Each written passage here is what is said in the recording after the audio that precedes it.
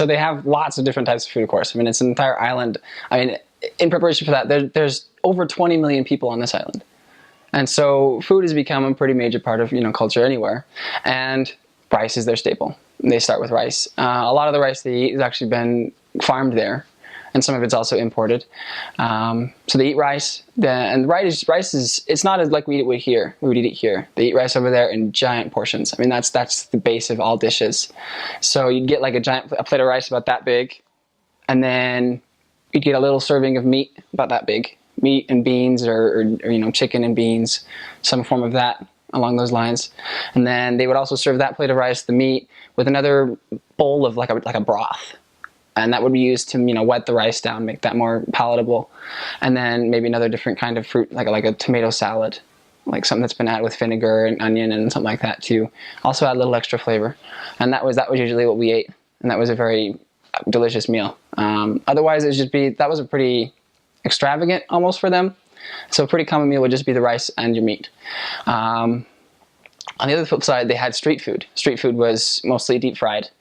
They would deep fry like bell peppers. They deep fry potato, they call them cutles. They were just these little potato, almost dumplings. Potato mash, they'd put ground beef, green onion, make these little potato patties, batter them, and then fry them, and those, you'll love them. Those are so good. They'd fry bananas. They had other kinds of street food, which was like a cold food. They'd make potato salad. They'd make pasta salad. Those you'll see a lot at little side places. With those kinds of food, you have to eat those either really early in the morning or wait till the next day, because their mayonnaise is egg-based and they don't have refrigerators. And so there are, a threat of not so happy things in those foods. They drink a lot of fruit juice, fruits. I was completely organic in one of my areas. I lived like literally 2 minutes away from the market, and we ate completely all natural foods that were farmed within 20 minutes from where I lived, and it was very good food. You just had to watch cleaning, make sure you're cleaning well, and just cooking things fully. Food in Madagascar, like I mentioned, is really good. It's really cheap compared to American standards, so missionaries have no problem buying food as long as they're wise with their money, which tends to be a problem sometimes. It's very... it took a little bit to get used to, I guess. It might be hard on your body at first because you're not used to it. But like I said, they eat a lot of rice. Their meat is really good. Any meat, whether it's pork, beef, chicken, they do a really good job of cooking it, and so it's really soft, and it's easy to eat. They also like a lot of fat in their meat, which obviously I didn't like, and most people don't like. Coming from an American culture, we tend to shy away from fat, but they'll eat it, and they really like it for some reason. It's interesting. But if you tell them that you don't like it, it's fine. They won't necessarily be offended, and they'll give you the meat. One time I was eating, and I was with a member, and I eaten my food and left the fat there, and I looked away for something. I looked back and my fat was gone. I was like, oh, all right, I guess he wanted it more than me, and it was totally fine. So they like that kind of thing. They really like spicy food. And the food isn't necessarily spicy just by itself, but they have this thing called sakai. So every table, if you go to a restaurant, well, they don't call them restaurants, they call them hotelis. Basically a little hole-in-the-wall shack thing where they serve rice and they'll have a little container on the table with the peppers. That's all it is peppers. It's called sakai. And you just put a little bit of that on your rice, and it basically just makes everything spicy. They really like that. I really liked it. It was good. You also drink this thing called, what's it called? Ranu pangu, which is burnt rice water. And it sounds kind of disgusting, but it's actually really good. So after they finish cooking the rice, and there's always rice stuck to the pan, at the bottom of the pan, and they'll put water in it, and they'll cook it, and the burnt rice, and they'll cook water with it, and so it comes out brown, kind of. I guess imagine it looks like something like coffee, but and you can drink that, and it's kind of an acquired taste. It takes a while, and a lot of missionaries didn't like it, but I liked it. I thought it was good. So they'll supply you with that, because when you eat rice, you get thirsty a lot. They also, with their rice, they'll put, I don't know what you would call it. It's called lasari in Malagasy, and there's a couple different kinds. They'll have mangoes, tomatoes, or carrots or maybe other things, or what's that called? Papaya. And they'll grate it, and then they'll mix it with like vinegar and onions and stuff. And so it's kind of like a garnish that you'll put on with the meat and everything on your rice, which is really good. Desserts in Madagascar, from an American standpoint, are not very good at all. They don't use a lot of sugar, and so their cakes look the same as ours, but they taste like butter. That's kind of my equivalent of it. They taste like butter. They're not very good. For the most part, there are some bakeries that I would go to with some of my companions that were really, really good, and we get some stuff. But I think those are mostly French influenced, because there's a lot of French influence there, from the fact that they were a colony of France for about 60 years, about 65 years. But there are a lot of other little types of foods. They have these things called nems, sorry. And they're kind of like an egg roll, but it has like meat rolled up in it. They have sambos, which are kind of like what are those called? Wontons, like Chinese wontons. They also have meat stuffed inside of them.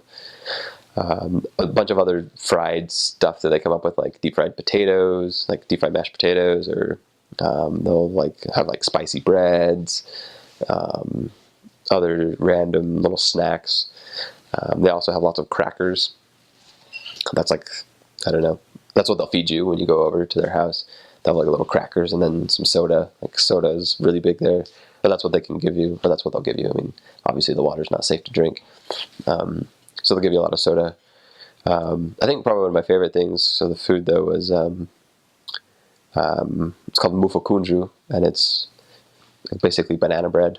But not what we think of. It's a deep fried banana. Like you take a whole banana and you peel it, and then you dip it in batter, and then they deep fry it. And they're really, really good. They're really hot when they're done, because as you imagine, a fried banana gets really hot. Those are really, really good. All sorts of different concoctions, and from one place to the next, it might be different. One member might really like this food, and so they'll make it for you, and you may not like it, but generally the food is the same in most places.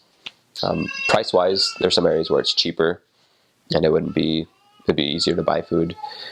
There are also American-type restaurants that a lot of the missionaries like to go to because they missed American food. And there's a few that come close, so maybe what you'd expect here, but the majority won't. It's traditional Malagasy food, which is fine with me because I really liked it. And I mean, you don't gain any weight because it's just rice, and after an hour you're hungry again because it's just rice. But yeah, the food is really good, and I miss it a lot. I kind of divide Malagasy food into two things in my mind. There's the everyday food, which is rice, and you'll have a big bowl of rice, and then there's a loke, and the loke is the word for like toppings, what you put on that rice. And there's a bunch of different types of loke. There's beans is super common. There's fuanzuburi, which is these really big peanut tasting beans, and they're super delicious. That's my favorite loke. Then there's ravitutu, which is crushed leaves, boiled. Some missionaries like it. It's not a huge favorite. Then there's anana, which is stuff. Translates to stuff, which is just green stuff. That's actually one of my favorites. And then often they'll eat it with beef, maybe a little bit chunks of meat, and not just meat. They'll have a lot of fat mixed in too, which some missionaries actually really loved it, and some missionaries really didn't. They just want the flesh. What is that called? The meat. The meat. So that's like the everyday food. That's what everybody eats pretty much every meal. Just rice with some kind of loke on top. Then there's the fun food, which is the street food. Madagascar has awesome street food. They have nems, sambos. Nems are kind of like egg rolls, a little bit similar to egg rolls. They're just deep fried rolls with whatever kind of vegetable or jed inside. Then there's sambos, which I think came from India because I've seen them in like India restaurants and stuff. But it's just kind of the same thing, but it's a triangle. Then there's mesquite, which is like a kebab, just like little pieces of meat. And they grill it right there in front of you. You tell them you want however many you want, 10, 20. And they're like 2.5, 5 cents a piece. So you'll go buy 10 and spend 50 cents and just eat a bunch of meat. There's mufa kunju, which is bread, battered banana. It's like bananas dipped in like a cake batter, kind of, or like a bread batter, and then deep fried. So it's like this gooey, mushy banana. Super delicious. That's, I don't know, there's a bunch of other stuff. You got to be careful. Only eat it when it's hot. And don't eat too much, or your stomach is not gonna forgive you. But yeah, just as a snack, it's awesome. So I kind of like to try anything that is given to me that's edible. I'll at least try it. There's one thing that's called fromage de tête. It's cheese of the head. And they'll take like a cow head or something and boil it.